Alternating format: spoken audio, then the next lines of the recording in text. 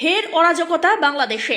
ঢাকার কারওয়ান বাজারে দৈনিক প্রথম আলো এবং ইংরাজি পত্রিকা ডেইলি স্টারের অফিসে চলল হামলা ভাঙচুর। অফিসের ভিতর আর ছাদে আটকা পড়ে থাকেন কয়েকজন সাংবাদিক। পরিস্থিতি নিয়ন্ত্রণে আনতে সেনাবাহিনী আর বিজিবির সদস্যরা কাজে লাগান। বৃহস্পতিবার রাত্রি 12:15টার দিকে প্রথম আলোর কার্যালয় এবং পরে ডেইলি স্টার অফিসে হামলা চালায় বিক্ষুব্ধ জনতা, এমনটাই খবর। ইনকিলাব মঞ্চের মুখপাত্র শরীফ ওসমান হাদির মৃত্যুর সংবাদ ছড়িয়ে পড়লে একদল লোক শাহবাগ থেকে মিছিল করে কারওয়ান বাজারের দিকে অগ্রসর হয়।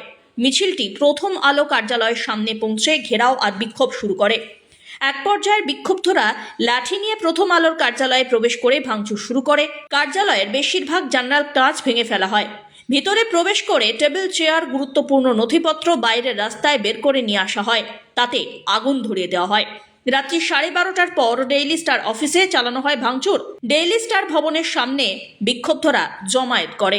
পরে ফায়ার সার্ভিস আর সেনাবাহিনীর সদস্যরা গিয়ে আগুন নিয়ন্ত্রণের কাজ শুরু করে। ব্যুরো রিপোর্ট, আজ বাংলা।